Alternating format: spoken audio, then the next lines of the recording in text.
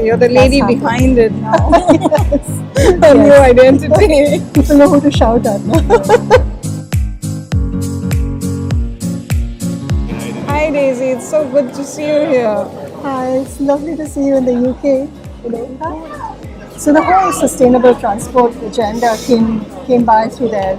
In Edinburgh, after my master's degree, I then worked for architects, conservation architect for a while, worked on a museum, then worked on a big shopping mall, worked in London. So by the end of that, I was starting to feel a bit, this is all good, but it doesn't feel like that's my passion. And 7 years ago, this job came up with a charity called Sustrans, which is a charity that's about sustainable transport. And that's been quite, transformational for me, because I went from being an architect designer to knowing nothing about transport to understanding now how key it is to make a good design work. So if you don't get your transport systems right, if you don't get your public realm right, how can we design good spaces, good buildings, employment stuff? So it's a little snapshot of my journey to where I am. So you've been now doing this for more than a year. And have you seen some really strong impact? And what exactly, some of the measures that you've been taking to actually see accessibility?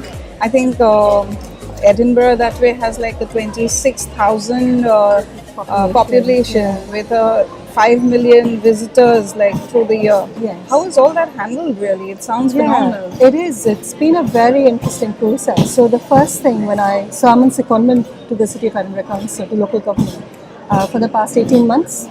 And one of the things that we started off with was a place-based approach. So, you're looking at not just transport, because that's one aspect of it, but everything to do with housing, economy, tourism that you mentioned.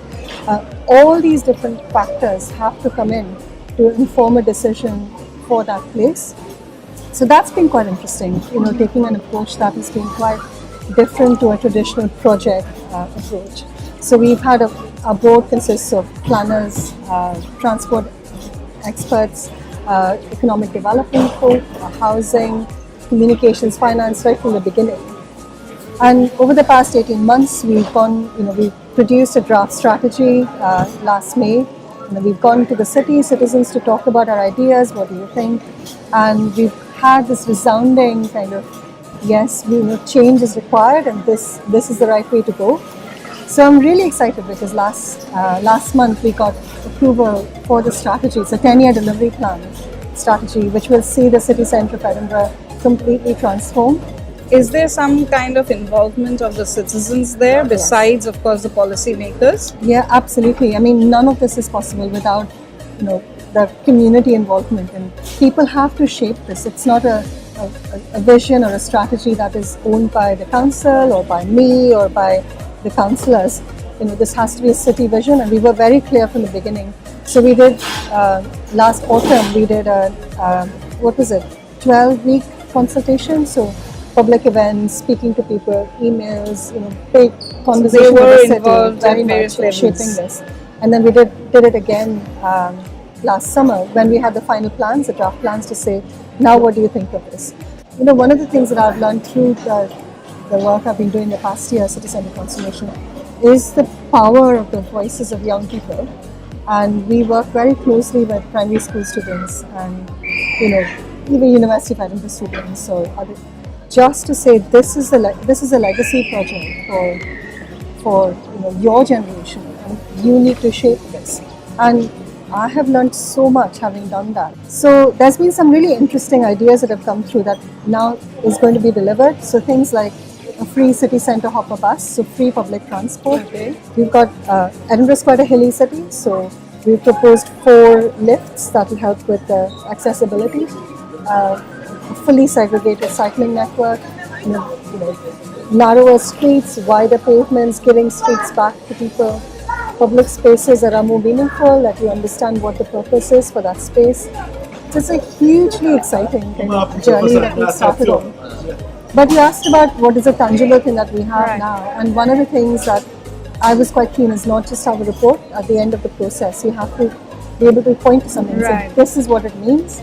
So we started this a project called Open Streets, which is a car-free program.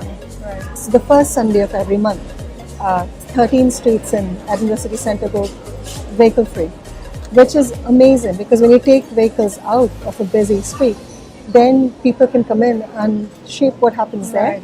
And that's been very community-led. So, Okay. the events or the activities that happen are very much. So there haven't been any local issues as such, like how can you take the cars away from us in a certain way? Yeah, I think Right? there's always that. Everyone's used to it. Yeah, so there's always not a backlash, but there's always questions about what happens to my car. Right. But we understand this. Yeah. This is good for the environment, good for health. All the big narrative is The understood. big picture is good, but it's when this it is my affects parking you. spot you're taking away. And so we're starting it slowly. So what we've done is the car-free Sunday is 5 hours on a Okay, Sunday. that's it. So that gives people a little taste of, oh, actually, this isn't so bad. We've got a place to park somewhere else. We've had letters from residents saying, oh, we were very skeptical at first, but now we can hear the sound of children sing rather than traffic or children laugh. So just seeing that kind of thing in practical terms has been quite useful. And we've learned a lot. We've made mistakes and things haven't gone quite right and things we could do better. But the beauty of a pilot program like that is you can then make changes and you can say. So is this restricted to Edinburgh, or you're planning to replicate it across UK? Across UK, well, the Open Streets program is an Edinburgh City Council program. But there's been interest. I've come to London today to speak to teams here about how they could do that here. It builds on a movement that is global. So the first Open Streets movement was in Bogota, in Colombia. And you see different cities, New York. So we've done that in India as well. Some parts exactly. very successfully and not so successful in the And others. Bangalore has Yeah, the Sunday it's across, program. even in Pune, Exactly. and a lot of cities actually now. And it's amazing because again, it just shows what we can do with this space when it's not just for vehicles. So in the UK, we're the first city to do Open Streets, but hopefully there'll be more that starts off. But I'm quite proud of that because I can, point to that and say. So you're the lady "That's behind it now. yes. A new Yes. identity. People know who to shout at now. But humans have been walking, Yes. right? And suddenly we make a big issue about it, like we need to walk. Yes. We're actually the animals, the Yeah. walking little animals, and who have actually come a long way. Yeah. So is this like overdone in some ways, or do you Yeah. think that it was absolutely necessary to do some, really focus on walking Yeah. the way it is being done today? It's such a good question because, as you say, if I bring it back to Edinburgh, it's a very walkable city centre. The old town, which is a medieval old town, was built for people to walk. It's not built for cars at all. The streets are narrow. You're meant to enjoy that scale, the human scale, on foot. But then somehow we've turned it into such an opposite experience. You've got these massive tour buses and coaches that go down, and people are stuck on little pathways. It's not just about walking. To me, it's about bringing back that enjoyment of a space on foot. So walking is, when I say Complements that in a way. exactly, absolutely, and you see things much better.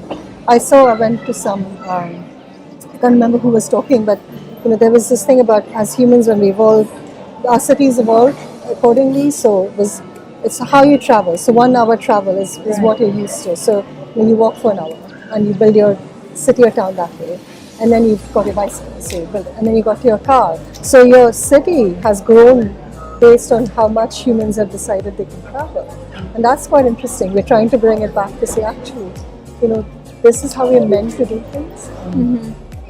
Right, so now we're talking of livability, happiness quotient, and all of that. Well-being. Yeah, well-being. Quality of life. These things have changed so much, even in design of spaces and Absolutely. therefore cities and our lives. Yes. How do you measure economic growth?